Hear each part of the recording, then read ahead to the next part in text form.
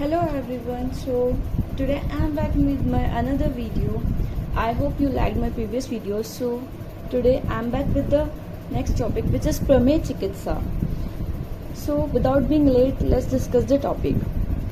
प्रमेय चिकित्सा का वर्णन आचार्य चरक ने चरक संहिता के चिकित्सा स्थान में अध्याय 6 के अंतर्गत किया है, जिसका नाम है प्रमेय चिकित्सातम। अब प्रमेय शब्द बना कैसे है, इसका वर्णन करते हुए बताया गया है। प्रमेय शब्द प्र उपसर्ग पूर्व, मतलब प्रमेय जो है उसमें प्र उपसर्ग लगता है। मी शरण्य धातु से घंज प्रत्यय करने पर बना है। मी शरण्य क्या है? धातु है। जैसे पठ धातु ऐसे होती है, इसे मी शरण्य धातु है। उपसर्ग जो है इसमें हमारा वो है प्र, और जो प्रत्यय लगा है वो है घंज। इस तरह प्र, मी शरण्य और घंज, इन तीनों के संयोग से प्रमेय शब्द बना है। अब प्रमेय शब्द का मतलब क्या होता है? प्रमेय शब्द का मतलब बताया गया है, सामान्यम लक्षणम तेषाम प्रभुता आविल मूत्रता, मतलब प्रभुत मात्रा में, अत्यंत अधिक मात्रा में विकृत मूत्र का त्याग करना, मतलब बहुत ज्यादा मात्रा में गंदा या विकृत मूत्र का जो त्याग करेगा उसको हम प्रमेय बोलते हैं। अब प्रमेय के कारण क्या है? प्रमेय के हेतुओं का वर्णन करते हुए आचार्य चरक ने कहा है, आस्या सुखम स्वप्न सुखम दधिनी ग्राम्य औदक आनुप्रसापयांसी नवानपानम गुण वैकृतम च प्रमेय हेतु कफकृत च सर्वम। अर्थात आस्या सुखम मतलब 24 घंटे शैया पर बैठे रहना, स्वप्न सुखम बहुत ज्यादा नींद लेना, दधिनी बहुत ज्यादा दही का सेवन करना, ग्राम्य औदक और आनूप रसा मतलब ग्राम्य औदक और आनूप जो मांस रस है उनका जो सेवन करना, नवा अन्नपानम मतलब नए अन्न का सेवन करना, गुड़ वैकृतम मतलब गुड़ और वैकृत, वैकृत मतलब विकार, जो गुड़ से बने हुए पदार्थ हैं, गुड़ के विकार है उनका सेवन करना। चाहे प्रमेय हेतु, और प्रमेय के हेतु क्या बताया गया? कफकृत सर्वम, जिस जो भी कफ को बढ़ाने वाले सभी हेतु होते हैं वह सभी प्रमेय के हेतु हैं। तो एक बार दोबारा रिपीट कर लेते हैं। आस्या सुखम मतलब बहुत देर तक एक ही शैया पर बैठे रहना, स्वप्न सुखम मतलब बहुत ज्यादा सोना, दधिनी दही का सेवन करना, ग्राम्य औदक आनुप्रस का सेवन करना, नव अन्नपानम नए अन्न का सेवन करना, गुड़ के विकारों का सेवन करना, और कफ को बढ़ाने वाले जितने भी निदान है उनका सेवन करने से प्रमेय रोग होता है। अब इसकी संप्राप्ति बताते हुए आचार्य चरक ने कहा है कि जब वात, पित्त और कफ ये तीनों दोष कुपित हो जाते हैं, जब हम निदान का सेवन करेंगे तो उससे हमारे तीनों दोष कुपित होंगे। इसमें भी विशेषतः जो कफ दोष है उसका प्रकोप होगा। कफ दोष जब प्रकोप होगा तो ये तीनों दोष मूत्राशय में जाएंगे। वात, पित्त, कफ तीनों दोष कहाँ गए? मूत्राशय में गए। अब मूत्राशय में जाकर क्या करेंगे? मूत्र को दूषित करेंगे। ऑब्वियस ये बात है कि मूत्राशय में क्या है? मूत्र। तो मूत्राशय में जाकर मूत्र को दूषित करेंगे, और फिर अपने लक्षण वाले, मतलब वात दोष है तो वात लक्षण वाले, पित्त है तो पित्त लक्षण वाले, और कफ है तो कफ लक्षण वाले, वातज, पित्तज और कफज प्रमेयों की उत्पत्ति करेंगे। तो क्या है संप्राप्ति? तीनों दोष कुपित होकर मूत्राशय में जाएंगे, वहां मूत्र को दूषित कर अपने अपने लक्षणों वाले प्रमेयों की उत्पत्ति करेंगे। इसके बाद बताया हुआ है कि ज्वर तुल्य दोषत्वम प्रमेय तुल्य दूष्यता रक्त गुल्म पुराणत्वम सुख साध्य लक्षणम। अब सुख साध्यता कैसे बताई हुई है कि ज्वर में अगर तुल्य दोष है, मतलब कि जो दोष है वो तुल्य हो ज्वर के, तो वो सुख साध्य होता है। प्रमेय में क्या है? तुल्य दूष्यता, जो हमारा दूष्य है अगर वो सेम है तब प्रमेय सुख साध्य होता है। और गुल्म पुराणत्वम, गुल्म रोग जितना पुराना हो जाता है वो उतना सुख साध्य हो जाता है। अब क्या है? अब प्रमेय में दोष और दूष्य कौन कौन से होते हैं, ये क्या होता है? इम्पोर्टेंट क्वेश्चन होता है हमारा एग्जाम पॉइंट ऑफ व्यू से भी। प्रमेय में क्या है? 3 दोष होते हैं और 10 दूष्य होते हैं, मतलब ये तीनों दोष मिलकर इन 10 दूष्यों को दूषित करते हैं। इसका श्लोक क्या है? कफ सपित्तम पवनश्च दोषा मेदो अस्त्र शुक्र अम्बु वसा लसिका मज्जा रस ओजय विंशितम च प्रमेयणाम विंशति मेहा। मतलब कफ सपित्तम मतलब कफ किसके साथ? पित्त और पवन मतलब वायु के साथ। कफ, पित्त और वायु ये क्या है? तीनों दोष हैं। अब दूसरे क्या क्या है? मेद, अस्त्र मतलब रक्त, शुक्र, अम्बु, वसा, लसिका, मज्जा, रस, ओज और पिशितम, पिशितम मतलब मांस धातु जो हमारी होती है। तो कौन कौन से हमारे दूसरे हो गए? मेद, अस्त्र मतलब रक्त, शुक्र, अम्बु, वसा, लसिका, मज्जा, रस, ओज और पिशितम मतलब मांस। ये हमारे 10 क्या हो गए, दुष्य हो गए। इस तरह प्रमेय में 3 दोष और 10 दुष्य होते हैं। जो अब सबसे पहले हम कफच प्रमेय देख लेते हैं। जो कफच प्रमेय होता है वो क्या होता है, साध्य होता है। अब इसके 10 टाइप बताए हैं, उदक में, इक्षु में, सांद्र में, सांद्र प्रसाद में, शुक्ल में, शुक्र में, शीत में, शनै में, अलाल में और सिक्ता में। उदक में क्या होता है कि जब रोगी जो है जल के समान मूत्र का त्याग करता है, मतलब जो जल जैसा है उसका वैसा मूत्र होगा। इक्षु मतलब ईख या फिर गन्ना, तो इक्षु में क्या होगा, ईख के समान रस का त्याग, ईख के रस के समान मूत्र का त्याग होगा। सांद्र में मतलब सांद्र मतलब क्या होता है, जो चीज डेंस हो, तो उसमें क्या होगा, गाढ़ा मूत्र का त्याग होगा। सांद्र प्रसाद में, सांद्र मतलब डेंस, प्रसाद मतलब जो ऊपर का स्वच्छ भाग होता है, तो उसमें क्या करेंगे हम, जब हम रोगी के मूत्र को उस टाइम के लिए रख देंगे तो उसका जो ऊपर का भाग होगा वो स्वच्छ हो जाएगा। इसको हम सांद्र प्रसाद में बोलेंगे। इसको सांद्र प्रसाद में को सुश्रुत सुरा में भी बोला है। अब है शुक्ल में। शुक्ल मतलब क्या होता है, व्हाइट कलर, तो उसमें सफेद रंग का मूत्र त्याग होगा। इसको सुश्रुत ने पिष्ट में बोला है। शुक्र में मतलब शुक्र मिला हुआ, शीत में मतलब शीतल मूत्र त्याग होगा, शनै में मतलब धीरे धीरे मूत्र त्याग होगा, अलाल में मतलब लार के समान मूत्र का त्याग हुआ, और सिक्ता में मतलब जैसे बालू के कण होते हैं उसके तरह मूत्र का त्याग होगा। ये हो गए हमारे 10 कफच प्रमेय जो कि साध्य होते हैं। अब देख लेते हैं पित्तज प्रमेय। पित्तज प्रमेय जो होते हैं वो 6 होते हैं और ये कृत साध्य होते हैं। ये 6 प्रमेय कौन कौन से, क्षार में, काल में, नील में, हरिद्र में, मंजिष्ठा में, रक्त में।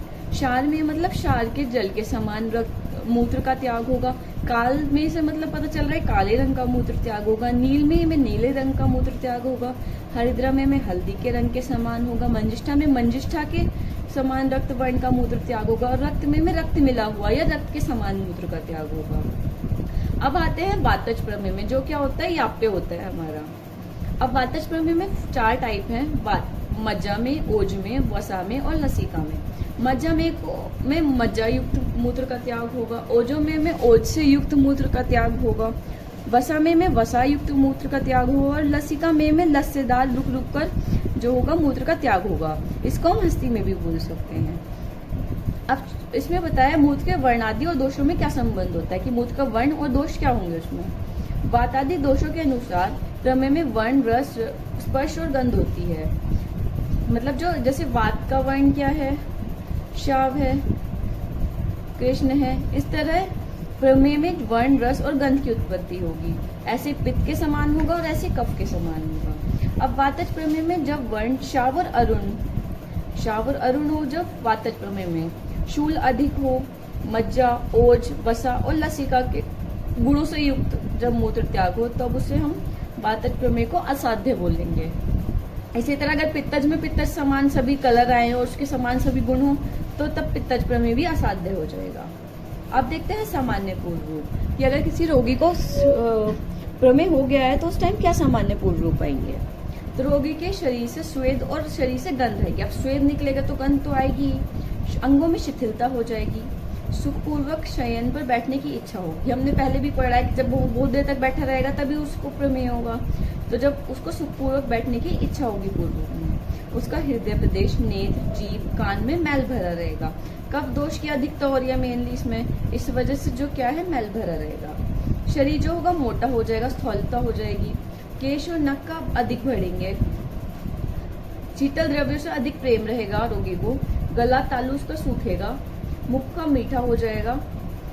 हाथ और पैरों में जलन होगी और मूत्र में चींटियां लगना। ये सब प्रमेय के सामान्य रूप होंगे। अब हम कफज प्रमेय की चिकित्सा देख लेते हैं। तो चिकित्सा में सबसे पहले चार्यचरक ने चिकित्सा सूत्र का वर्णन किया है।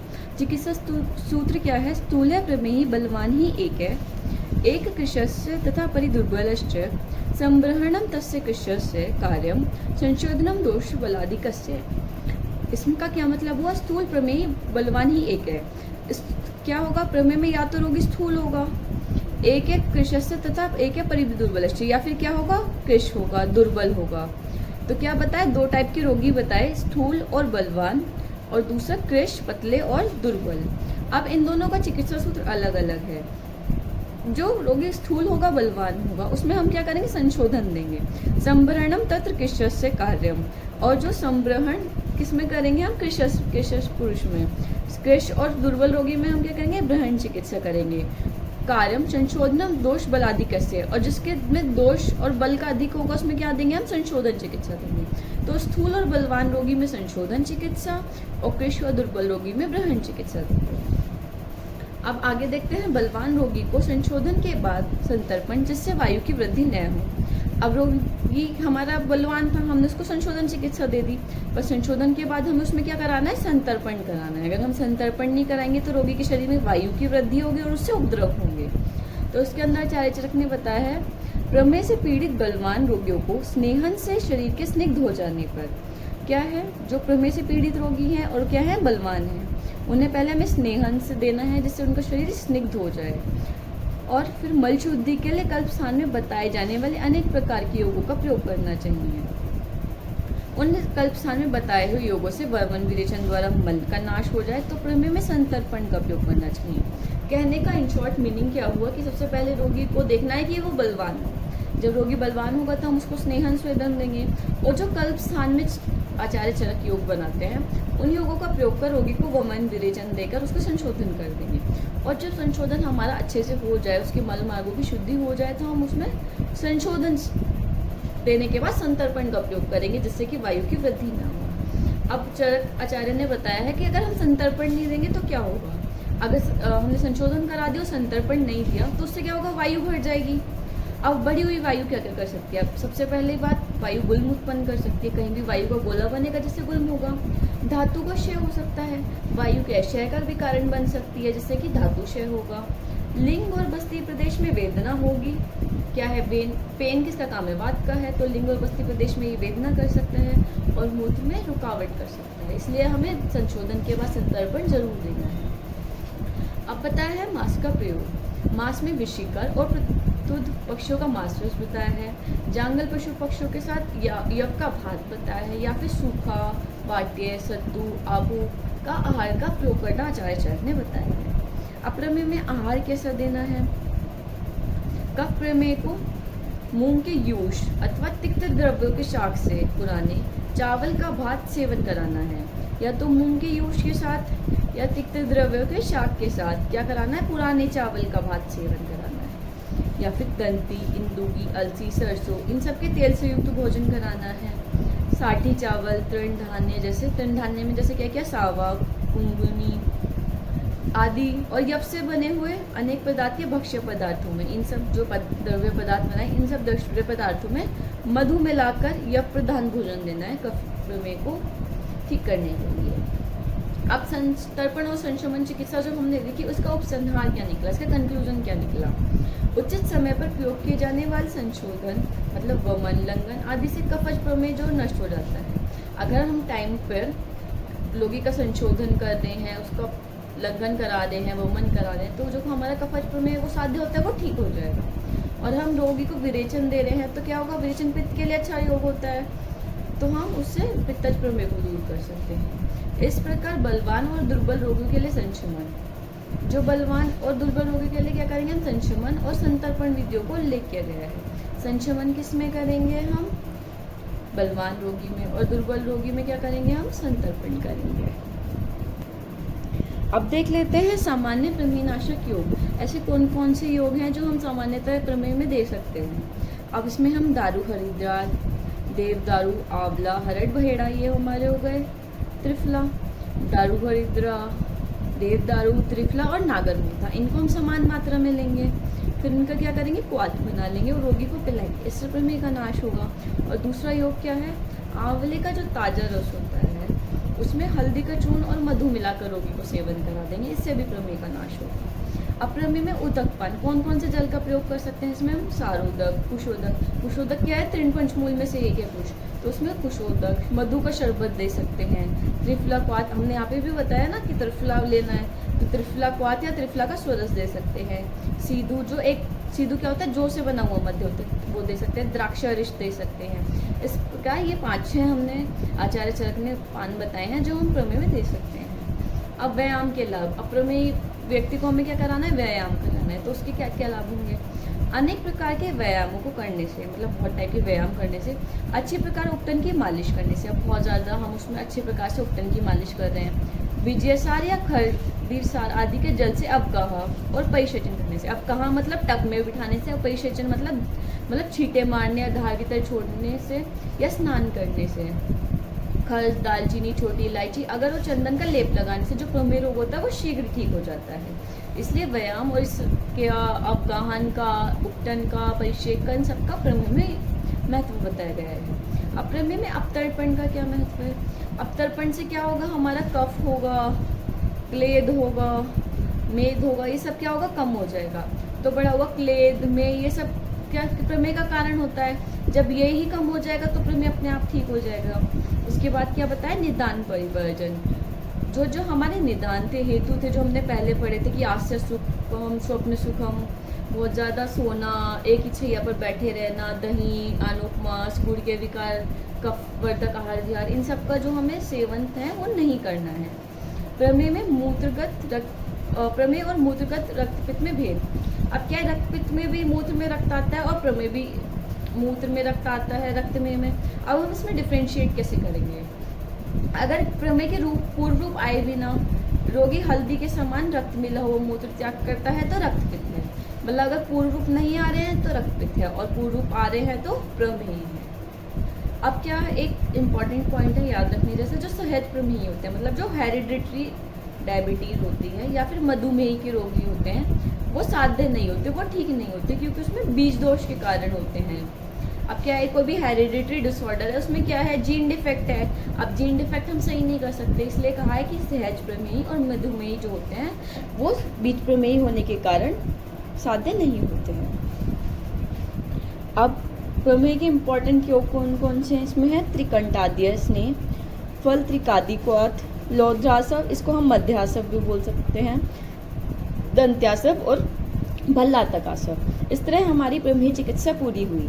इस वीडियो में अगर आपको कुछ समझ नहीं आया हो तो आप कमेंट सेक्शन में बता सकते हैं उसके एक्सप्लेनेशन के लिए, या फिर आपको वातज, पित्तज और कफज प्रमेह के जो प्रकार हैं, उनके टाइप्स हैं, उनको याद करने में दिक्कत हो रही है तो आप उसके लिए भी कमेंट बॉक्स में बता सकते हैं, जिससे कि हम आपको एक ट्रिक प्रोवाइड कर देंगे। सो आई होप आप सबको ये वीडियो अच्छा लगा होगा, और अगर अच्छा लगा हो तो please do like, share and subscribe my channel. Thank you.